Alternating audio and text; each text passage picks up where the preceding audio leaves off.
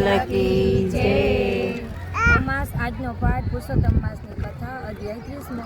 સૂત પુરાણી બોલ્યા, હે સોનકાદી મુનિઓ, નારદજીએ પૂછ્યું, બધા દાનોમાં શ્રેષ્ઠ દાન કાંસાના સંપુટને કહો છો, તો તેનું કારણ શું? આનો ભગવાન નારાયણે જે ખુલાસો કર્યો તે હું તમારી સમક્ષ જણાવું છું। પૂર્વે કૈલાસમાં પાર્વતીજીએ એક વખત આ વ્રત કર્યો હતો। તેમણે મહાદેવજીને પૂછેલ કે મારે કયા પ્રકારનું ઉત્તમ દાન કરવું જોઈએ? આ પ્રશ્નનો ખુલાસો કરતા મહાદેવે જણાવ્યું, સંસારમાં પુરુષોત્તમ વ્રત જેવું ઉત્તમ અને તરત ફળદાયી એકેય વ્રત નથી। આ વ્રત માટે બ્રહ્માંડના જેવા ગોળ આકારનું સંપુટનું દાન કરવું જોઈએ। કાંસાના સંપુટમાં 30 પુડલા ભરી તેને નાડા છડી વીંટીને દાનમાં આપવું, જેથી તેને બ્રહ્માંડનું દાન કર્યાનું પુણ્ય મળે છે। શક્તિ હોય તો 30 સંપુટ આપવા। પવિત્ર પુરુષોત્તમ માસમાં શ્રદ્ધાળુ સ્ત્રી પુરુષોએ સ્નાન, ધ્યાન, વ્રત, નિયમ, તપ ને કથા શ્રવણનો અવશ્ય લાભ લેવો જોઈએ। બધા સાધનો કરતાં આ માસનું અનુષ્ઠાન એ જ ઉત્તમ સાધન છે। આ માસનું મહાત્મ્ય સાંભળનારના બધા પાપો નાશ પામે છે। પૃથ્વીની પ્રદક્ષિણા કરવાથી અને ગંગા સ્નાનથી જે ફળ મળે છે તે જ ફળ પુરુષોત્તમ માસનું મહાત્મ્ય સાંભળવાથી મળે છે। ક્ષત્રિયને રાજપાટ મળે છે। બ્રાહ્મણ જો સાંભળે તો તેને જમીન જાગીર મળે છે। વૈશ્ય સાંભળે તો તેને દ્રવ્ય મળે છે અને શૂદ્ર સાંભળે તો તેને મુક્તિ મળે છે। આ માસમાં પુરુષોત્તમ ભગવાન મોરલી અને પીતાંબર ધારણ કરનારા, શંખ, ચક્ર, પદ્મ, કટી, મેખલા, કુડલાદી ધારણ કરનારનું ધ્યાન ધરવાથી અથવા જપ કરવાથી સર્વ પાપોનો નાશ થાય છે, તેને સુખ શાંતિ સાંભળે છે।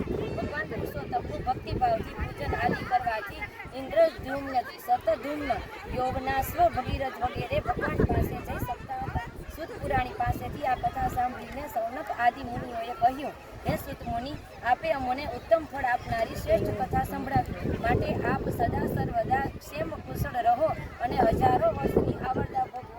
ઋષિ મુનિઓના આવા આશીર્વાદ પ્રાપ્ત કરી અને તેમની પ્રદક્ષિણા કરીને સૂત પુરાણી તેમના નિત્ય કર્મ માટે ત્યાંથી પોતાના શિષ્ય સમુદાય સાથે વિદાય લીધી।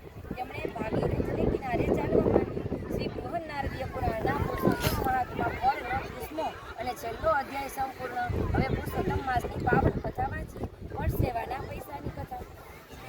અનંતપુર નગરીના રાજાનું નામ ચંદ્રસેન હતું। તે ઘણો દયાળુ અને પરોપકારી હતો। રાજકાજની સાથે સાથે ધર્મ ધ્યાન પણ કરે, વ્રત નિયમ કરે, જપ તપ કરે। એવામાં પુરુષોત્તમ માસ આવ્યો। રાજાએ અને રાણીએ પુરુષોત્તમ માસનું વ્રત કર્યું। દરરોજ નદીએ સ્નાન કરવા જતા, કાંઠાગોરમાનું પૂજન કરતા અને ત્યાં બેઠેલા બ્રાહ્મણોને દાન દક્ષિણા આપી મહેલે આવતા। બધા બ્રાહ્મણો રાજાની દક્ષિણાનો સ્વીકાર કરતા, પણ એક બ્રાહ્મણ દક્ષિણા ન લે, દેખાવે દરિદ્ર જણાતો। એ બ્રાહ્મણ નમ્રતાથી રાજાને ના પાડે। રાજા બહુ આગ્રહ કરે તો બ્રાહ્મણ કહી દે કે છેલ્લા દિવસે તમારે જે આપવું હોય ને તે આપજો। રાજાને કહ્યું કે આ બ્રાહ્મણ દરિદ્ર છે, તેથી તેને વધારે દક્ષિણાની આશા હશે। કોઈ વાંધો નહીં, છેલ્લા દિવસે હું તેને રાજી કરી દઈશ। આમ કરતા પુરુષોત્તમ માસનો છેલ્લો દિવસ આવ્યો। રાજાએ દરેક બ્રાહ્મણને 1 સોનામહોર દાનમાં આપ્યું।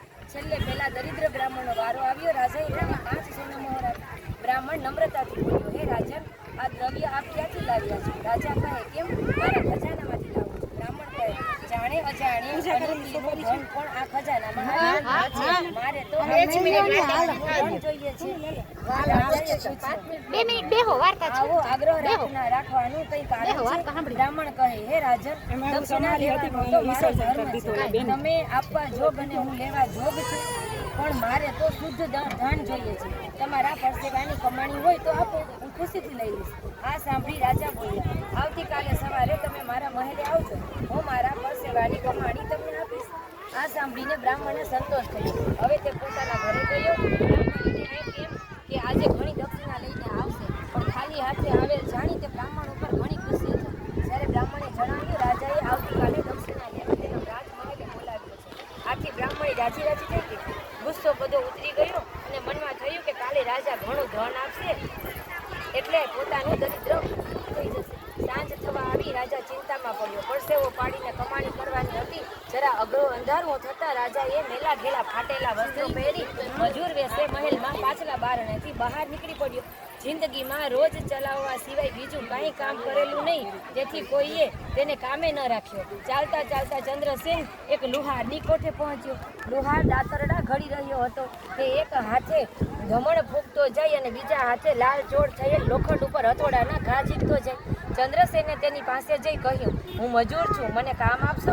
તમે કહેશો કહેશો તે કરીશ. લુહારે કહ્યું, કામ તો છે પણ આખી રાત ધમણ ફૂંકવી પડશે, હથોડાના ઘા મારવા પડશે. 8 કલાક કામ કરીશ તો તને 4 આના મજૂરી આપીશ. જો કબૂલ હોય તો કામ પર આવી જા. રાજાએ કામ કરવાની હા પાડી. લુહારના કહેવા મુજબ તે કામ કરવા લાગ્યો. થોડી વાર ધમણ હલાવતો, થોડી વાર પછી ગરમ લોઢા ઉપર હથોડા મારવા લાગી જતો. શરૂઆતમાં તેને કાંઈ ખબર ન પડી, પણ ધીમે ધીમે તેના હાથમાં છાલા પડવા માંડ્યા. માંડ માંડ કલાક પૂરો થતા તો તે પરસેવાથી રેબઝેબ થઈ ગયો. હાથમાં એવા છાલા પડ્યા કે હથોડો પણ પકડાતો નહોતો. રાજાના આંખે અંધારા આવવા લાગ્યા. તેને હાથોને હથોડો પકડવાની એ પણ તાકાત ન રહી. એ તો ત્યાં ને ત્યાં જ બેસી ગયો. ત્યારે લુહારે તેને ખખડાવી નાખ્યો. ત્યારે રાજા કરગરીને કહેવા લાગ્યો, હવે મારામાં ઊભા રહેવાની પણ શક્તિ નથી. તમારે જે આપવું હોય એ આપો. જે આપશો તે રાજી ખુશીથી લઈ ચાલ્યો જઈશ.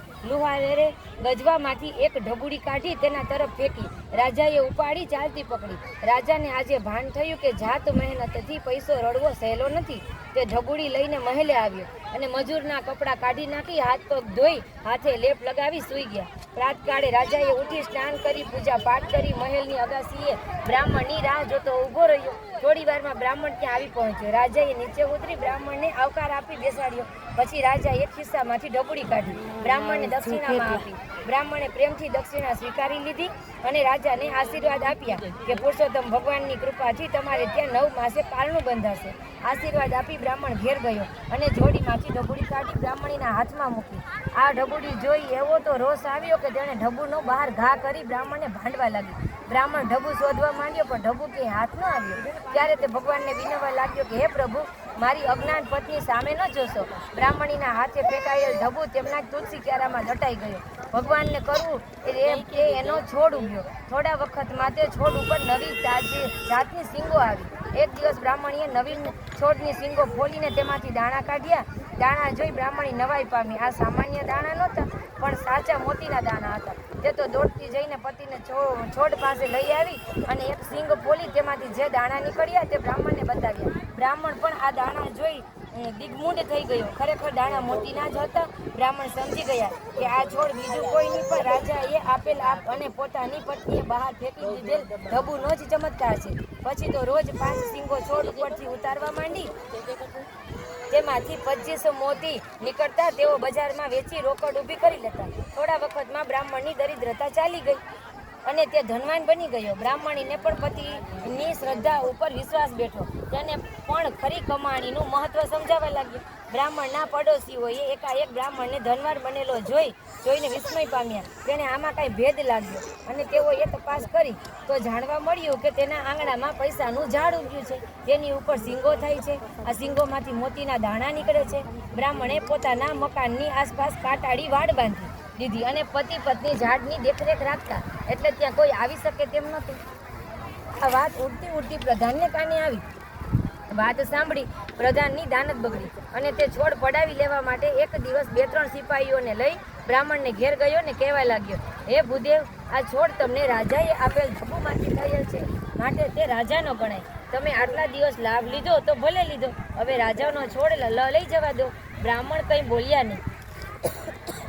પણ બ્રાહ્મણી બોલી, કોણે કહ્યું કે આ રાજાનો ઢબુનો છોડ છે? આ તો અમારા પુણ્યનું અને પુરુષોત્તમ માસના વ્રતનું ફળ છે. પ્રધાન ખંધુ હસવા બોલ્યો, અમે ખાતરી કરવા માંગીએ છીએ કે આ છોડના મૂળમાં ઢબુ છે કે કેમ. જો ઢબુ નહીં હોય તો અમે ચાલ્યા જઈશું. આમ કહી પ્રધાને મજૂરોને બોલાવી છોડ ખોદી કાઢવાની આજ્ઞા આપી. બિચારા બ્રાહ્મણી લાચાર બની જોઈ રહ્યા. તેઓ પુરુષોત્તમ ભગવાનનું સ્મરણ કરી રહ્યા હતા. છોડવાળી જમીન ખોદવાનું કામ ચાલુ થયું. જમીન ખોદાતી જતી હતી, તેનું મૂળ દેખાતું જ નથી. મજૂરો ખોદીને થાકી ગયા, પણ છોડનું મૂળ દેખાતું ન હતું. આ વાત આખા ગામમાં ફેલાઈ ગઈ. તેથી લોકોના ટોળા બ્રાહ્મણના ઘેર આગળ જમા થવા લાગ્યા. બ્રાહ્મણે રાજાને આને વાત આવી. તેમને દુઃખ થયું કે પ્રધાને મને પૂછ્યા વગર આ કામ હાથમાં લીધું છે, તે યોગ્ય કર્યું નથી. રાજા તાબડતોબ ત્યાં આવી પહોંચ્યા અને ત્યાંની સ્થિતિ જોઈ એકદમ નારાજ થઈ ગયા. તેમણે પ્રધાનને ધમકાવ્યો, તમને આવું કરવાનું કોને કહ્યું હતું? ચાલાકી વાપરી પ્રધાને કહ્યું, મહારાજ, આ તો રાજાની મિલકત ગણાય. આથી રાજ્યના હિત ખાતર મેં આ કાર્ય કર્યું છે. છતાં મારી ભૂલ થઈ ગઈ, તો મને માફ કરજો.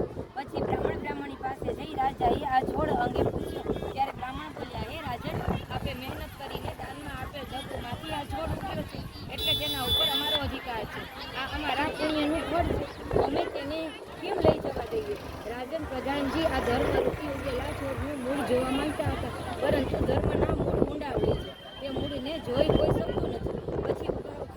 તો વાત જ ક્યાં રહી. રાજાએ બ્રાહ્મણની ધર્મનિષ્ઠ અને શ્રદ્ધા ઉપર ધન્યવાદ આપ્યા અને હાથ જોડી રાજાએ બ્રાહ્મણીની માફી માંગી.